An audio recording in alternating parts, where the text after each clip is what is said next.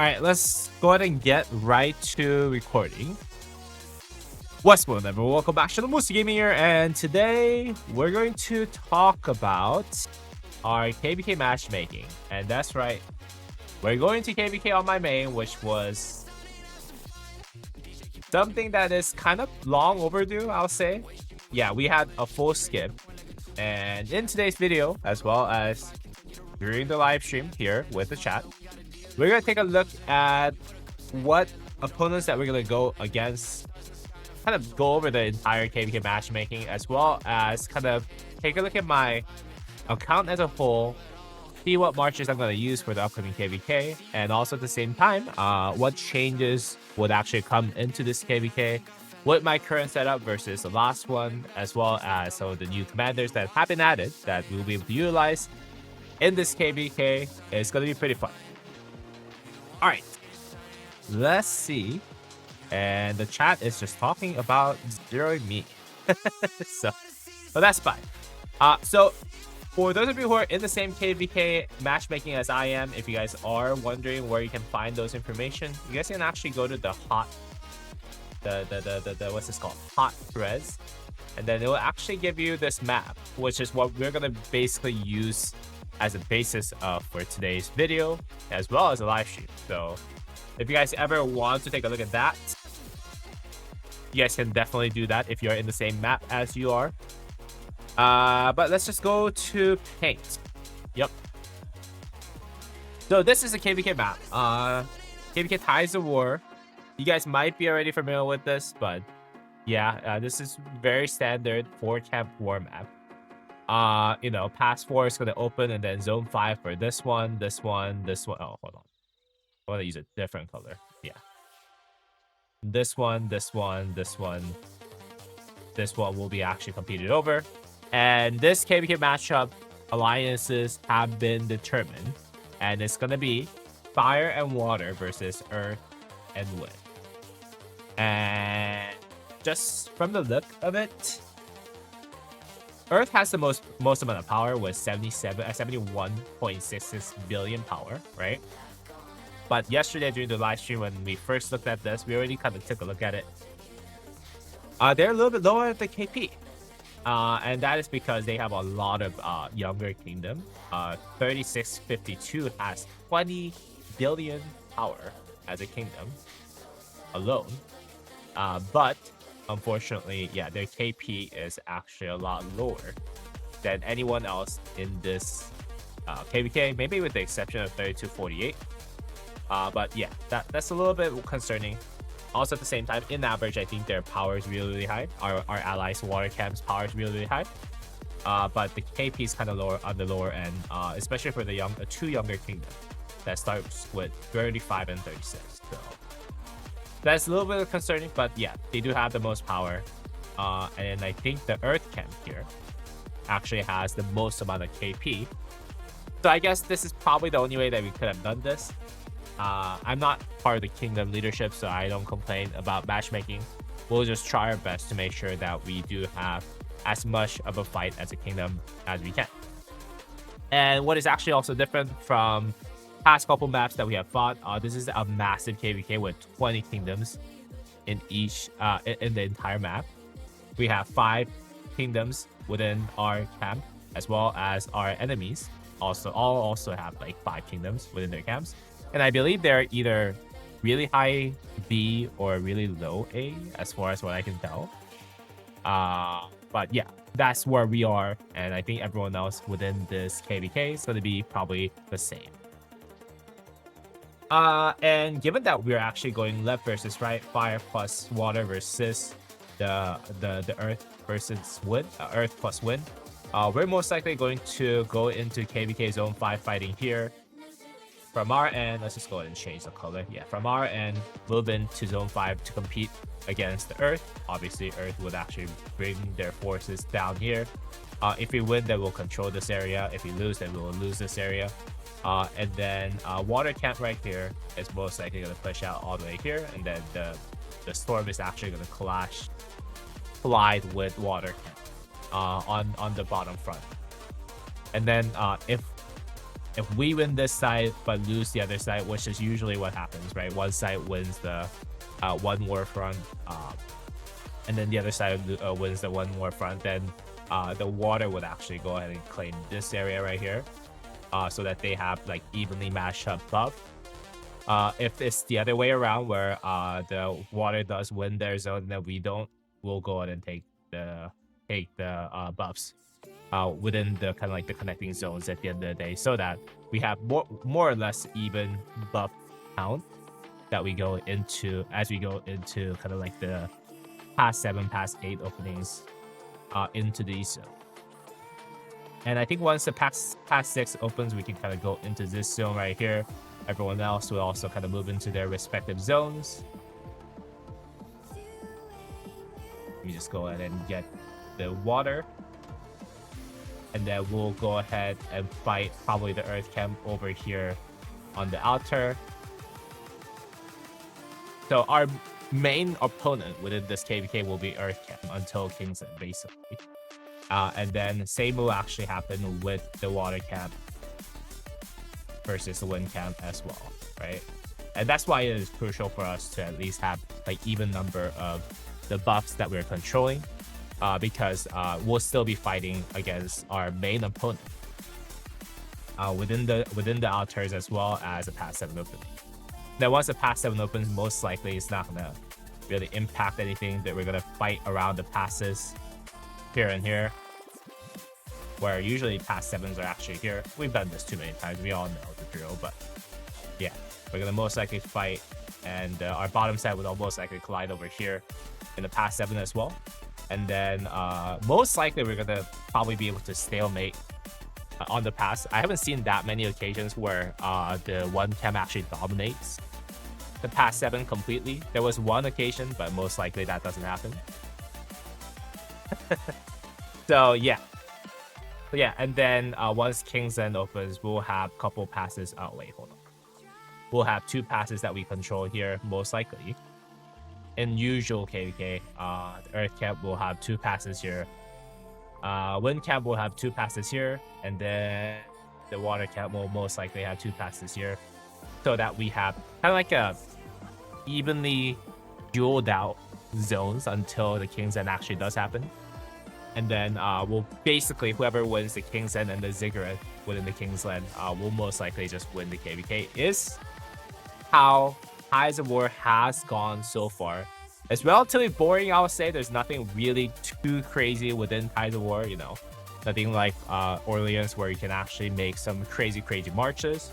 But rather, we have like some buffs that happen every now and then, and you have to actually, you know, achieve certain number of kills for you to actually maintain top level buffs for as an alliance and all that stuff. But yeah, basically, it's gonna be a lot of stalemates until King's End is usually what happens in the Tides of War. But yeah, this is Tides of War. We've chose this path. I honestly wanted to go more for Orleans, to be honest. And also at the same time, yeah, if it was an option for us, I would have actually preferred Song of Troy. But Song of Troy was not an option that we can actually choose, given that we have taken full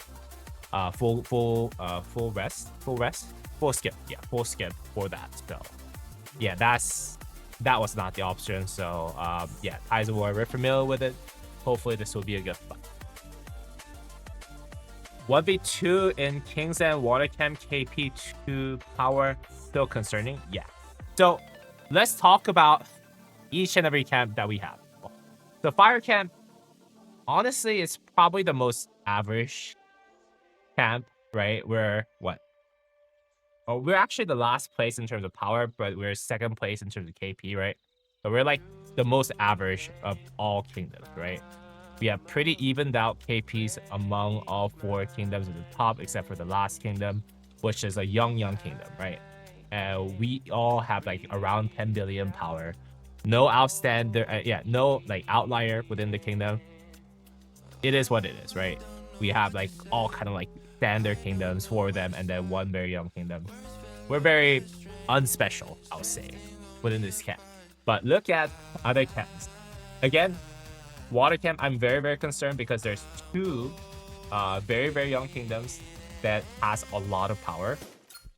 And you know, obviously, they could very well be a very strong performer within this KvK. But you know, in all honesty, we have seen some cases where the highest power kingdom within the camp has not performed in our camp just because they were really young kingdom. And back then, it wasn't even that young, to be honest. It was like 3100s kingdom. I mean, they tried their best, but it's just the fact that, you know, when you are a young kingdom, you're not gonna have a rally or garrison leads like what that is native, that has stuff like this, right? Like really strong rally or garrison setup. Yeah, just a little concerning for us, personally. Not for us, for me personally.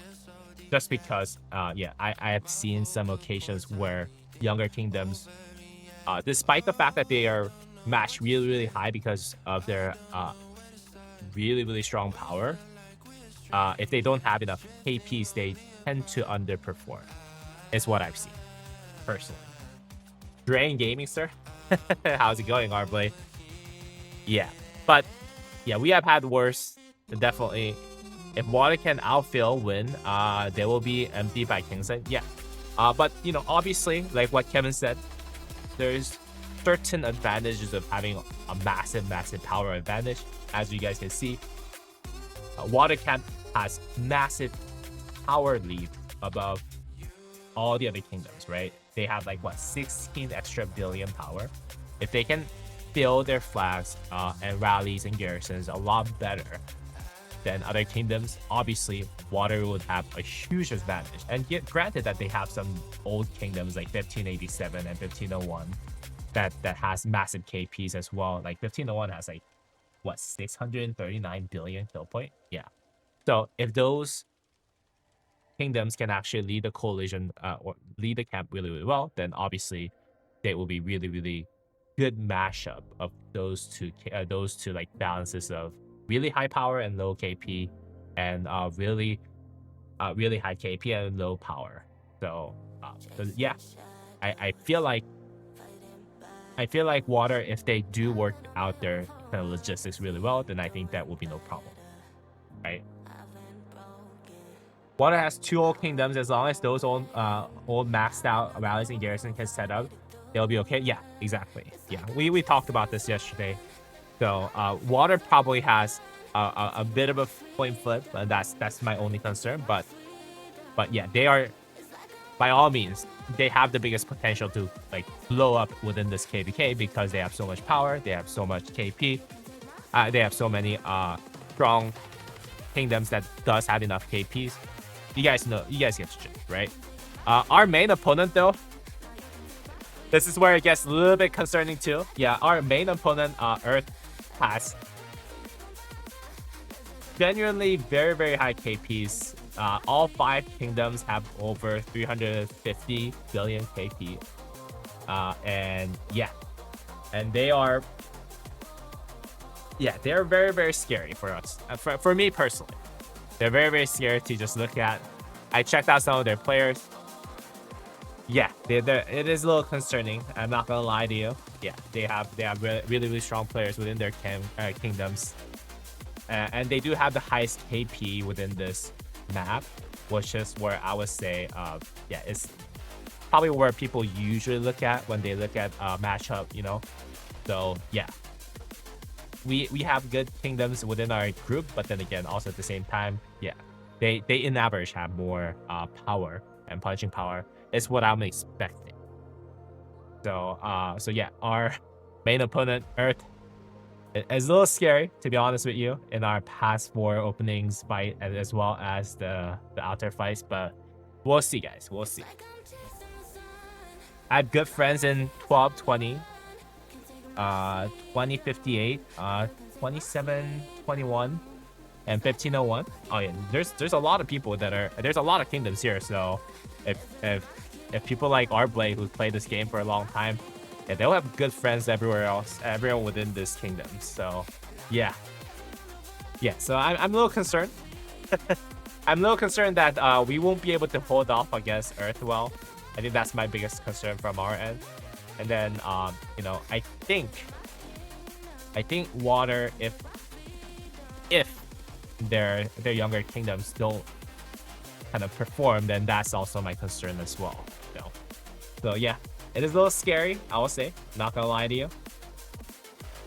And yeah, and just the storm in general looks really, really strong as well. So yeah, we'll see. We got 4 younger kingdoms on our side. Hopefully they are ramped up and eager for fighting. Yeah. I really hope so.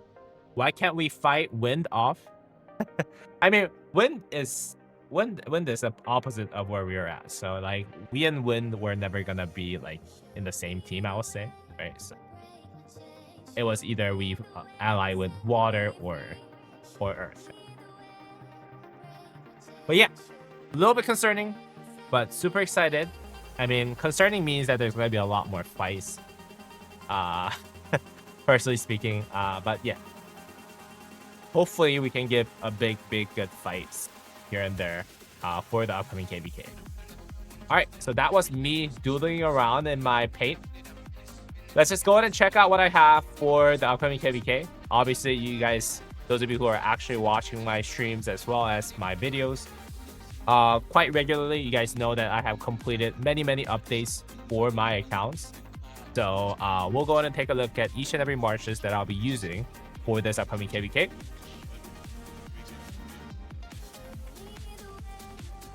Team's balanced. Yeah. As balanced probably is why I'm concerned. If it's like one-sided and it's in our favor, I wouldn't be that concerned. But yeah.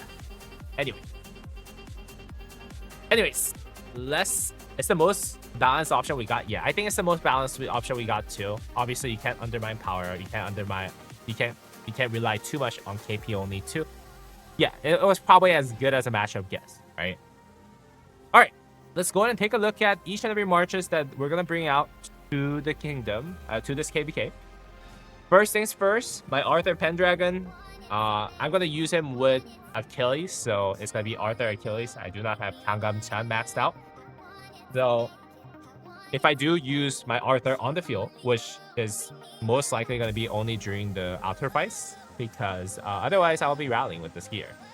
Yeah, usually rally leads don't really get to play around with their best set on the field too much, because they'll be encored.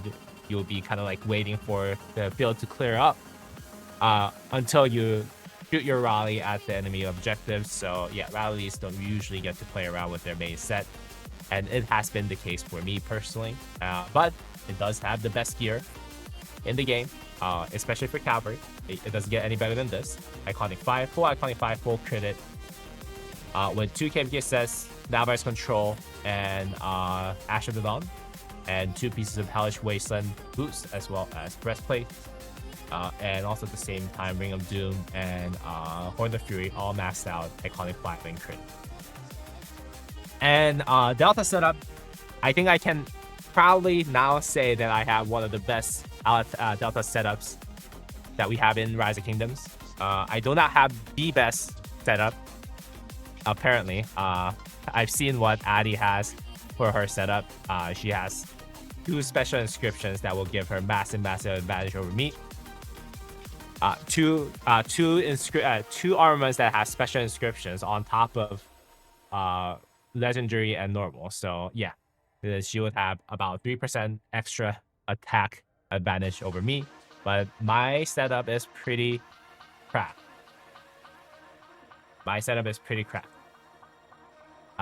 And as you guys can see, I am missing very few points on each and every one of my armors. And I have 3 all damage setup. I'm only missing 0.2% of all damage. I'm not missing any health. I'm missing 0.6% of defense and 1.2% of cavalry attack.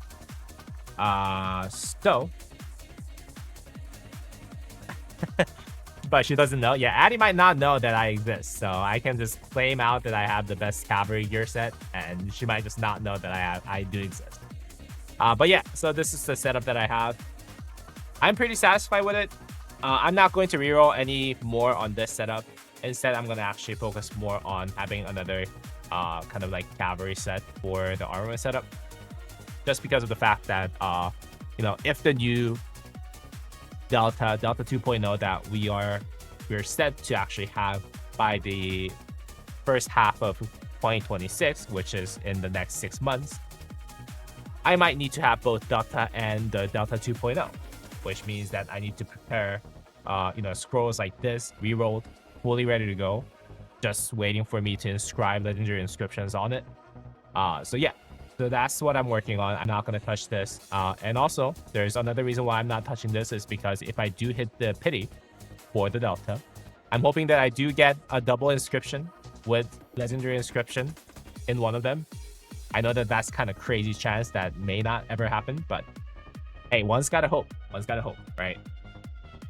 So yeah, so that's what I'm working on my armor setup right now. But right now, I can bet my money that no one else will have better cavalry set than I do in the upcoming KvK, is my guess. And that was my armaments and equipment for my first march. I do have Ho Chi Minh as my second march, mainly because I didn't want to use my conversion stone to convert. And also at the same time, I don't have Kangam Chan built. If I had Kangam Chan and Hector built, then I'll be able to use Kangam Chan and Achilles on top of Arthur and Hector, instead of using Ho Chi Minh and Joan of Arc Prime still with the latest cavalry releases. But it is what I got. Here's my second cavalry setup. I might actually use this while I'm rallying with Attila Subutai. I might be able to actually sneak out Arthur Achilles with this setup. So the equipment wise, I think this is not too bad. I have Iconic 4 helmet, weapon, and pants for the field all damage. You guys can see that damage to troops on the map is actually on all those pieces. The only thing that I'm missing, the damage to troops on the map, is actually the one with the chest piece, heavy armor of the Hellish Wasteland, which does give you 1.5% extra damage to troops on the map, which I'm working on at the moment. And maybe by the time that we do fight, we'll be able to complete this into Iconic 4 so that I have at least one march that can actually fight the field, right? In terms of my other setup though, everything else is critted except for my ring. You guys can see that I have not been able to crit this ring, which is a little bit of a rip, but it's okay. This is more of a field setup, so I don't need to really hit it and then Iconic 4 as urgently as my other pieces that does actually impact my field performance, like the damage to troops on the map. So yeah, this is the equipment that I have on my Ho Chi Minh, and the armaments are kind of temporary, so they're not really that amazing. This is what I use as my first hunter with 1.7% all damage, 2.6% attack, and 2.5% defense. Again, obviously I'm working on another setup that is a lot better than this on my Achilles, but yeah, this is what I have for my Ho Chi Minh. Boiling Blood, this is actually really bad, with 0.8% all damage and pretty low stats overall. But it does have the rare inscription. I didn't really want to convert any other. I didn't really want to waste any conversion stones. That's the bottom line. I do have better rare inscriptions on an arch setup, but I didn't want to really bring it here. Most likely because one is a big waste of my conversion stone, and two, I might just have to kind of convert to Delta 2.0 when that does. Are you gonna craft hilt? No, hilt is garbage. Don't craft hilt. It is garbage. I don't care who says what about hilt. Hilt is garbage. Its duration's too low. It doesn't connect between each commander's skill cycle. Also at the same time, it has 50% chance. Even with butterfly effect, it's going to be 70%. You're not going to proc it all the way, even with Arthur Achilles. That's my opinion. Delta. No, not Delta. Balance. Banner is actually pretty good. Probably the best setup that I have on my flow. But certainly not comparable to what I have on my first set. But yeah, it has pretty good setup. Not so amazing, but not so bad at all. And then Focus Fire, which does have like okay stuff. But then again, this is all temporary one. I'm not gonna even like actually transfer this over because I have better stuff in Delta right now. So yeah, that's my Ho Chi Minh. Again, I'm just leaving it as is because I know that those are gonna all get most likely just transferred to something else. And I don't want to waste any conversion stones because that is what I lack the most at the moment. So Yeah, Bull Shubing. Well, I usually pair Bull Shubing with Jonabar Prime, as a lot of people, a lot of other people do, and they do okay. But then again, not something that I would recommend in 2025 going into 2026, in my opinion. And let's see, let's see. I might just go ahead and complete my Delta setup. Obviously, I can just inscribe special inscription here once I'm done re-rolling the attack on this. And then there's other things that I can just go ahead and utilize and bring on. Like, for example, for this slot right here. Yeah, for this slot right here, I can just go to Arch and then bring this one here, right? This one has rare inscription, almost maxed out stats, except for attack. It only cost me 3 conversion stones. And then this one can potentially be just inscribed with this one, Steel Skin, which I do have kind of completed, just not purchased yet. So yeah, if I am in an urgent need for me to kind of make a quick Delta setup that works on the field, and this one also, Relentless is amazing, and Shielded is amazing.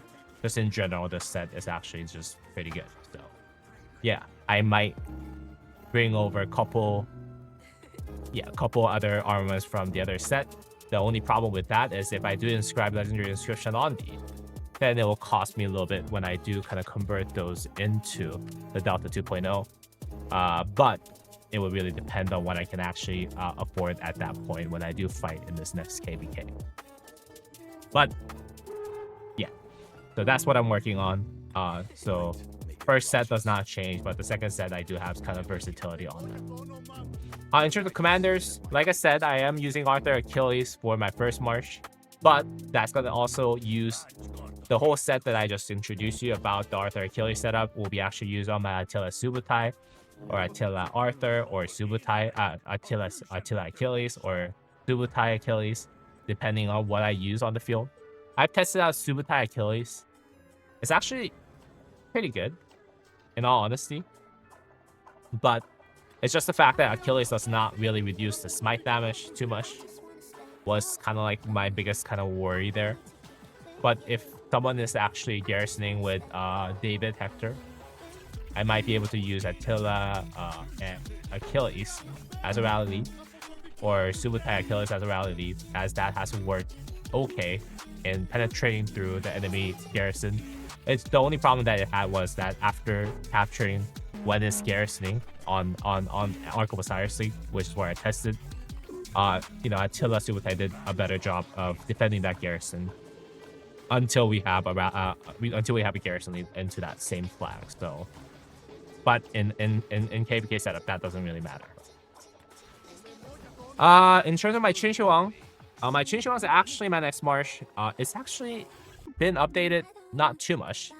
I did crit the Dragon's Breath Van Braces within the past few months, past month or so, when we were skipping. So now I have full critted Dragon Breath set with 2 pieces of leadership, Glorious Goddess set of pants and boots. And I don't have ring critted. If I did, I would have actually given it to my cavalry. So I think my Qin is pretty much set on what it has until my second cavalry set is actually complete. Yeah, equipment's okay, usable in Season of Conquest. And formation wise, I just have a lot of stats. I have Hunter, which is okay. I have Fit and Hardy for extra 7% health, on top of 8.4% health and 1.8% all damage.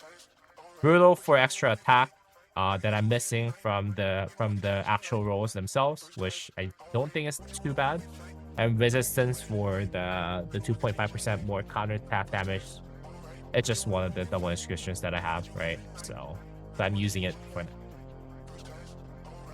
El Juan Fernandez. Hi Musa, long time no see. How are you doing? I'm doing fine, man. Thank you for asking. I'm just showcasing my upcoming KvK matchup as well as my commanders that I'm gonna be using for the upcoming KvK. And my last but not least, where is my Baichi? My Baichi is probably the most upgraded commander when I compare my setup to the beginning of my last KvK. And the most notably, the changes that we had were these. Helm of the Conqueror critted. Iconic 1. And then Hammer of Sun and Moon Critic, iconic one. Those two pieces brought huge upgrades to my Baichi Luce. And, I didn't really touch Hope Cloak or Eternal Night because I'm still working on my second cavalry set before I do kind of start working on my Qinshi Huangs and Baichis. But yeah, I do have what I would consider one of the best kind of like setup for infantry. Obviously, I'm not having the 4-piece Eternal Empire sets for the March speed boost. That I'm kind of compensating from the wind scars that I have here on the accessory slot. Although I haven't really been able to find the self credit for the extra March speed on top of that 8%. On top of that, I am utilizing Parallax War Drum so that Liu Che can actually proc this more so that my murder ball is stronger. But yeah, I'm not sure if I will be able to actually craft another horn or something here so that I can actually call this complete for my Baichi setup. Obviously, like, my Qinshi Wang standing on the Call of the Loyal, which is a March speed accessory. But Qinshi Wang, I think the March speed accessory might actually make sense because March speed is really, really important for Qinshi Wang. Same goes with Baichi, so I'm not too sure if I'll actually dismantle this and then craft the horn so that Baichi Liu Che can do better on the field. In terms of armaments, it just has really, really big stats. It has 35.8% stats for my secondary set of no, it's not even secondary, it's like tertiary set for my infantry. I just got really lucky with the stats, honestly. Like this one has 3.5%, right? It unfortunately does use destructive, and if I were to convert this to pincer set, I think that would be a lot better. But personally, I am focusing a little bit more on the cavalry sets, which does require a lot of convergence stones, especially when I'm preparing for the Delta 2.0 coming up in the first half of next year, within the next 6 months, basically. So yeah, I'm kind of conserving my my convergence stones at the moment by not actually touching the infantry and archer setup that I have already.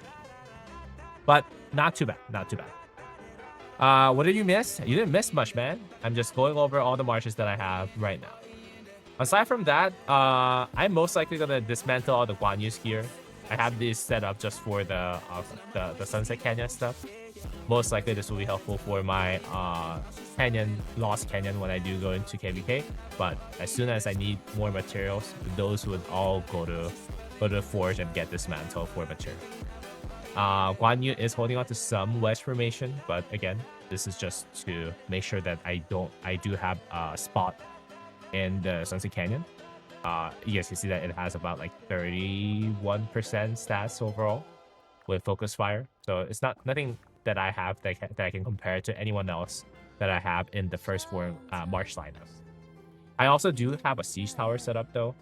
Where's John at? Where's Johnny at?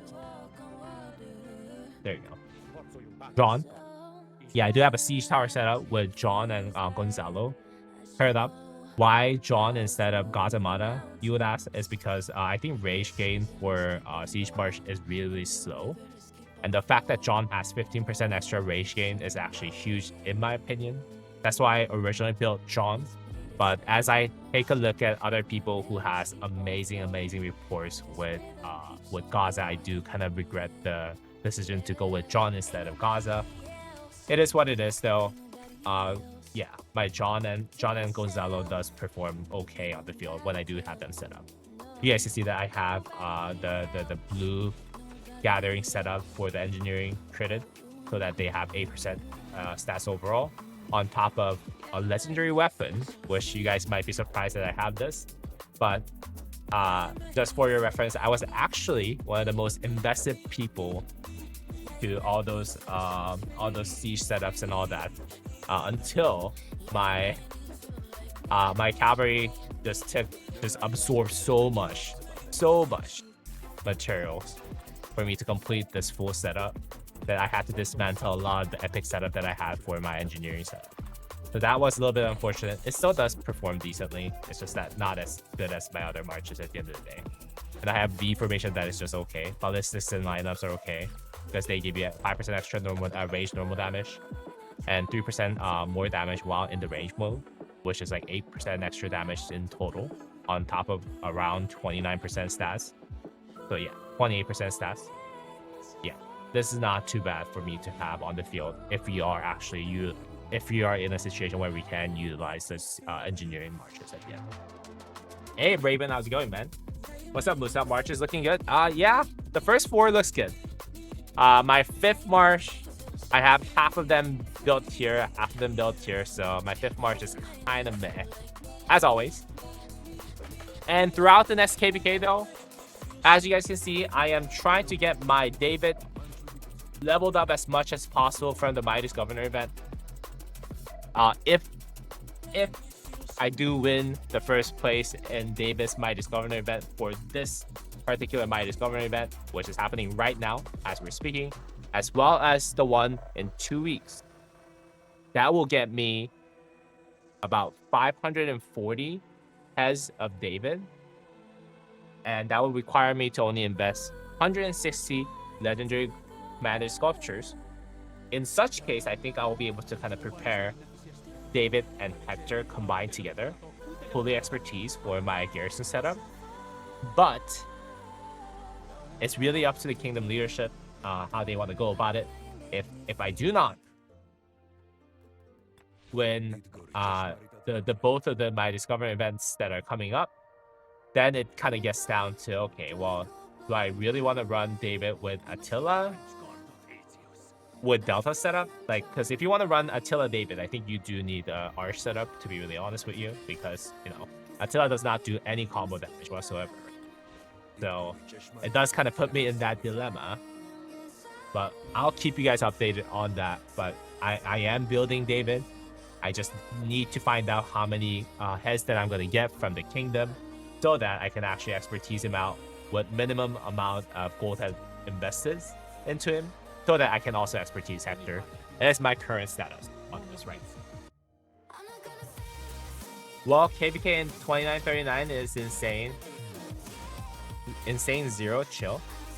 You guys got a zero beam, right?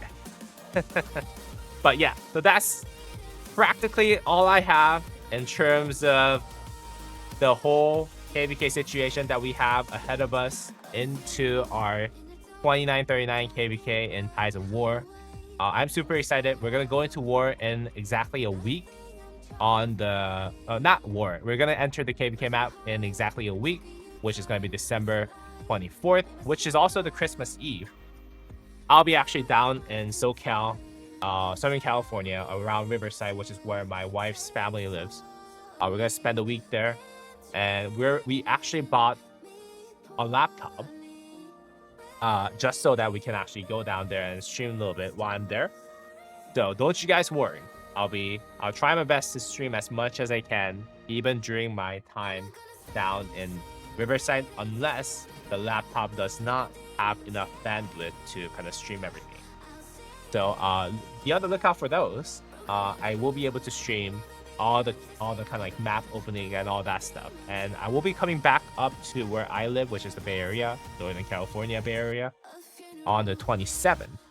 And I think by then we're not going to have the passport openings or any major fights happening, but the week of that week that I'm returning, we'll be having some massive fights. So I'm super excited how that played out in terms of schedule, and also at the same time, yeah, hopefully all my marches were looking good for you guys. I'm super excited that I do get to test this Delta formations out on the rally garrison setup finally. I mean, you guys know this. It took me a while for me to kind of improve this Delta setup from the beginning of the year. Honestly, compared to what I had in the beginning of the year, I have made huge improvement to my main Delta setup. So I'm really happy about where I am compared to where I was in the beginning of the year. Honestly, in the beginning of the year, we didn't even have a Delta formation. Yeah, we were actually just running a wedge formation on my Eleanor Hera. And one of the first videos that blew up on my channel was about me posting about how well my Eleanor Hera did as a garrison. Yo, Antonio, how's it going, man? Yeah, so compared to that, man, I have made some crazy improvements, guys. And again, I am super excited to finally get this guy tested on the rally garrison setup, either on the garrison side as David Hector, or on the rally side as Attila Subutai, or Subutai Achilles, or I don't know what I'm actually going to try out. It's going to be fun, guys. Again, if you guys haven't already done so, please go ahead and drop me a thumbs up and subscribe to the channel, guys. For those of you who are watching this on the live stream, please do not leave because, yeah, I'll be staying on for another hour or so, hour or two on the live stream, so don't leave. But I'm going to be closing out the recording at this very moment. Hope you guys enjoyed today's video. If you guys did, once again, please go ahead and drop me a thumbs up and subscribe to the channel. And as always, guys, I'll see you all in the next video. Peace!